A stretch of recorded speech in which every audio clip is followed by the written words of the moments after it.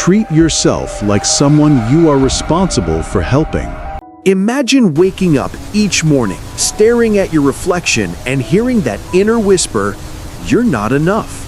You bend for others, saying yes when you mean no, shrinking to fit in. At work, ideas dismissed. In relationships, boundaries trampled. It's exhausting, that quiet erosion of your spirit, like fog clouding your confidence, leaving you wondering why you're treated like an afterthought. You felt the sting of being overlooked, especially when you do it to yourself first. It's an invisible weight dragging you down in every interaction. But what if it's not inevitable? What if reclaiming your inner fortress changes how the world sees you? In this video, you'll uncover a timeless blueprint for unshakable self-respect that transforms connections, opportunities, and your life without apology. We'll draw from profound wisdom to cut through modern noise, arming you with purpose and power. To bring it alive, I'll share the story of a legendary figure, Aleksandr Solzhenitsyn, who rose from self-betrayal to command empires, a roadmap for your own shift. By the end, you'll step into your authority. If this resonates on your wisdom quest, like or share with a friend. Join the community at Timeless Wisdom Official. Subscribe quietly, deeper insights await. The diagnosis. Now, let's get real about why so many of us struggle with self-respect in the first place. It's not because you're flawed or broken. Far from it. The root cause runs deeper, woven into the fabric of how society conditions us from the cradle. Think about it. From a young age, you're bombarded with messages that tie your worth to external validation. School rewards the loudest voices, not the quiet thinkers. Social media algorithms amplify perfection, making you chase likes and follows as if they define your value. In the US, where individualism reigns supreme, we're paradoxically taught to conform, to play small to avoid rocking the boat. This creates a vicious cycle. You diminish yourself to fit in, and over time, that self-diminishment becomes a habit, eroding your inner foundation like water wearing down stone. Psychologically, this stems from what Jordan Peterson often describes as a failure to integrate our shadow, the parts of ourselves we hide or ignore. Drawing from Carl Jung's framework, which Peterson champions, we all have a shadow self, the instincts, fears, and desires we suppress to appear nice or acceptable. When you ignore this shadow, you betray yourself, leading to resentment that festers inwardly. You start resenting others for not respecting you, but the truth is, you've signaled to the world that it's okay to overlook you because you've overlooked yourself first. It's counterintuitive, right? Society sells the idea that self-sacrifice is noble, that putting everyone else ahead builds character. But in reality, chronic self-neglect breeds weakness, not strength. You become a doormat, inviting others to walk over you, all while wondering why your voice echoes unheard. Consider the cultural psychology at play here in America.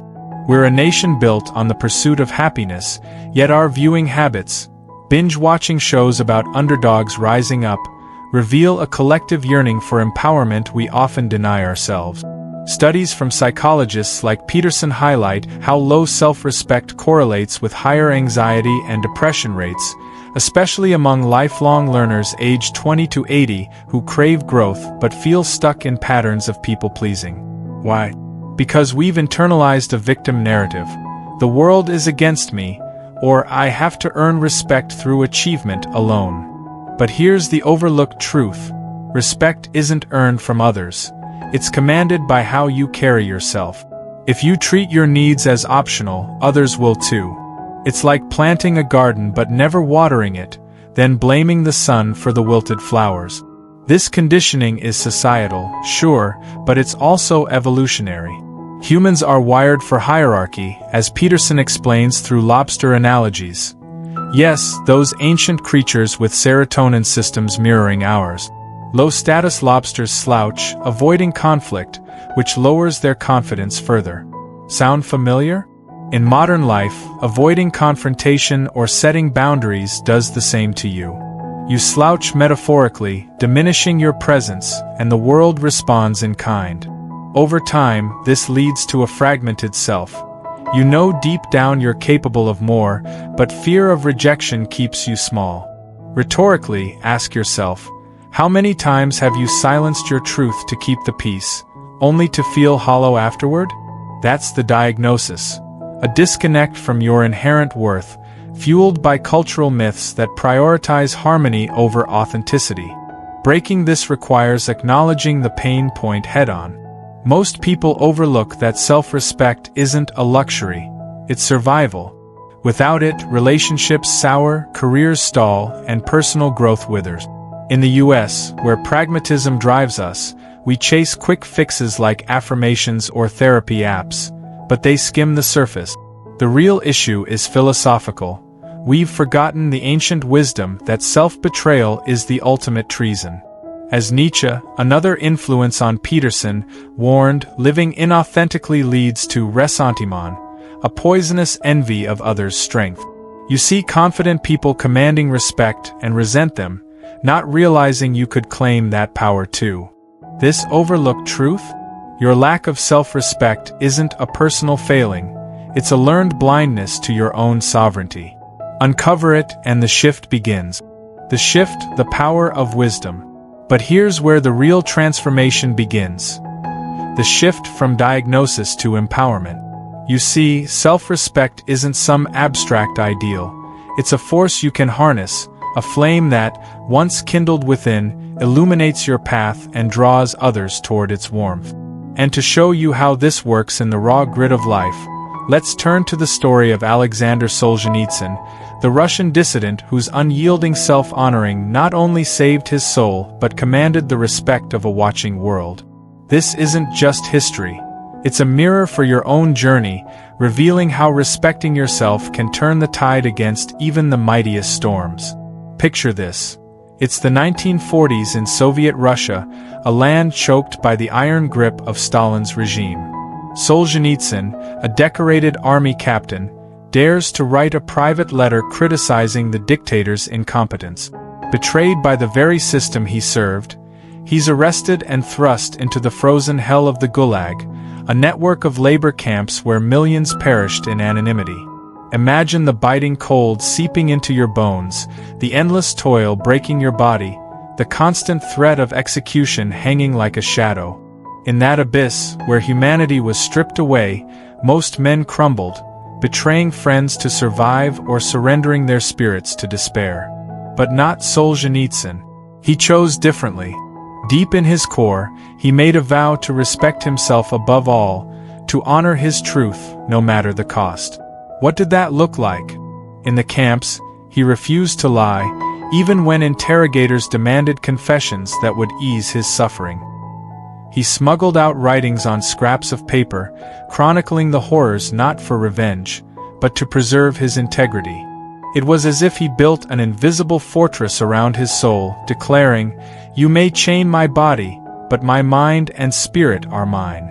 This self-respect wasn't loud or defiant at first. It was quiet, like a root pushing through concrete. Yet, it sustained him through 8 years of torment. Released but exiled, he poured his experiences into One Day in the Life of Ivan Denisovich and later, the Gulag Archipelago, works that exposed the regime's brutality with unflinching honesty. Risking everything, he smuggled them to the West, knowing it could mean death. And here's the profound shift. As Solzhenitsyn respected himself by speaking his truth, the world began to respect him in return. His books ignited global outrage, contributing to the erosion of Soviet credibility. In 1970, he won the Nobel Prize in Literature, but true to form, he didn't attend the ceremony, fearing he couldn't return home. Exiled to the US in 1974, he arrived not as a broken refugee, but as a moral giant. Presidents sought his counsel, intellectuals debated his ideas. Even his critics couldn't ignore the authority he commanded. Why? Because he never betrayed himself. In Peterson's words, he integrated his shadow, facing the darkness within and without, emerging stronger. His life echoes the Jungian archetype of the hero who descends into chaos and returns transformed. You might wonder, how does this apply to you? Solzhenitsyn's story isn't about surviving gulags. It's about the universal law that self-respect begets external respect. When you honor your boundaries, your voice, your worth, like he did, others sense it. It's magnetic, like gravity pulling stars into orbit. He didn't seek approval. He embodied dignity, and respect followed. This is the power of wisdom. It starts with a decision to treat yourself as sacred, even in your darkest hour. Feel that spark? That's the beginning of your own shift. By embracing this, you're not just surviving, you're commanding your destiny, just as he did. The action plan, critical section. Now that you've felt the spark from Solzhenitsyn's unbreakable spirit, it's time to turn that inspiration into action. You don't need a gulag to test your resolve. Everyday life offers plenty of opportunities to build self-respect that commands the world around you. Drawing from Jordan Peterson's blueprint, rooted in Jungian psychology and the timeless call to voluntary suffering for growth, I'll lay out a practical 3-step protocol. This isn't fluffy advice. It's a rugged, pragmatic framework tailored for you, the American seeker who values results over rhetoric. Think of it as forging your own sword, sharp, reliable, and ready for battle. We'll start with the internal forge, move to daily tempering, and end with lifelong sharpening. Commit to this, and watch how others begin to mirror the respect you give yourself, like echoes in a vast canyon. Step 1. The mindset shift. Reclaim your inner sovereignty. This is where the real work begins, deep in the chambers of your psyche. Peterson teaches that self-respect starts with treating yourself as a responsible ally, not a tyrant or a victim. Begin by confronting your shadow, the hidden parts you've neglected. Set aside 15 minutes each morning, sit in a quiet space, and journal honestly. What have you betrayed in yourself lately? That promotion you didn't pursue because of fear? The boundary you let slide in a friendship? Feel the discomfort. It's like staring into a mirror fogged by years of avoidance. Wipe it clean by affirming your worth not through empty mantras, but through accountability. Say to yourself, I am responsible for my well-being, just as I'd be for a loved one. This shift is counterintuitive in our fast-paced US culture, where we chase external wins, bigger houses, flashier titles, but ignore the internal void. Psychologically, it's about boosting your serotonin, standing tall like that dominant lobster Peterson loves to reference. Visualize it. You're not slouching in life's hierarchy. You're claiming your spot. Ask yourself, what if disrespect from others is just a reflection of your own self-abandonment? Flip the script. Make a pact. No more self-sabotage. If you catch yourself people-pleasing, pause and choose authenticity. This internal change plants the seed. Without it, actions wither. In a week, you'll notice a subtle lift in your posture, a firmer gaze in the mirror. It's pragmatic magic. By respecting your own chaos and potential, you signal to the universe you're worthy. Step 2. The practical habit. Enforce boundaries daily. Now, let's ground that mindset in action, because wisdom without practice is like an engine without fuel, potent but pointless. Your daily habit? The boundary ritual. Every day, identify one moment to assert your self-respect actively. It could be at work, saying no to an unreasonable request with calm authority. I appreciate the ask, but my plate is full right now. Feel the words roll off your tongue, solid and unapologetic. Or in personal life, ending a draining conversation. I value our talk, but I need to step away to recharge. This isn't rudeness. It's honoring your energy, like a farmer fencing his field to protect the harvest. Peterson draws from Nietzsche here. Become the Übermensch, who creates his own values, not a slave to others' expectations. In the US, where hustle culture glorifies overcommitment, this habit cuts through the noise. Track it in a simple app or notebook. What boundary did you set today? How did it feel? The sensory payoff? That rush of empowerment, like cool water after a desert trek. Rhetorically, why let others dictate your time when you could command it? Practice in low-stakes scenarios first. Decline a casual invite, then build to bigger ones. Over time, this habit rewires your brain, turning self-advocacy into instinct. Others will sense the shift. They'll hesitate before overstepping, respecting the invisible wall you've built. It's practical for busy Americans. No hour-long meditations, just bite-sized assertions that accumulate like compound interest on your confidence. Step 3. Long-term mastery, integrate and evolve. Mastery isn't a destination. It's a lifelong trek up the mountain of self-actualization. To sustain this, adopt the weekly reflection audit. Every Sunday, review your week. Where did you honor yourself? Where did you falter? Adjust like a captain correcting course mid-voyage. Peterson emphasizes voluntary discomfort. Seek challenges that test your respect, like public speaking or negotiating a raise. This integrates your shadow fully, turning potential weaknesses into strength. Philosophically, it's Stoic resilience meets modern psychology. Control what you can, your actions, and let the rest flow.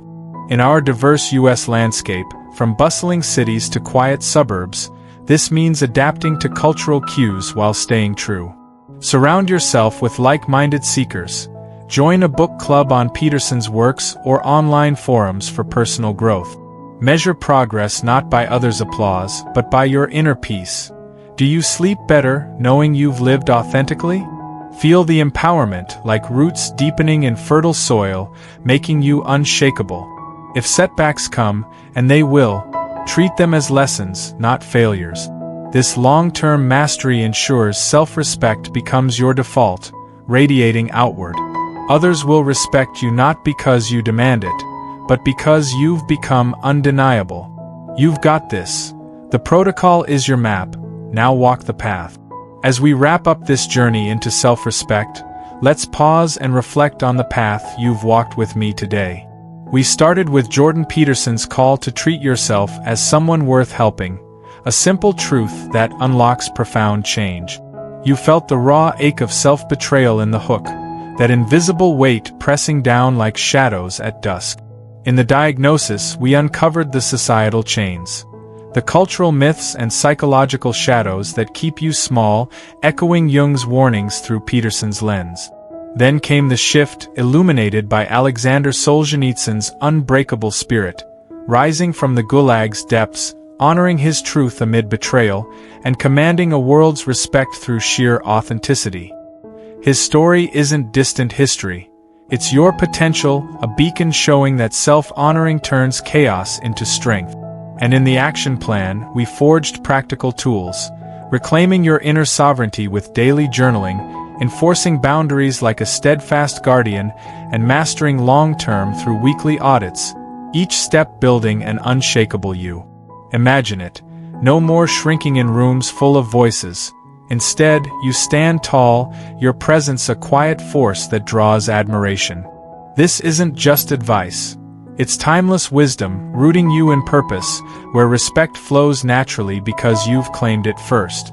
You emerge empowered, ready to navigate life's storms with the dignity of a captain at sea, waves parting before your resolve. Feel that hope rising?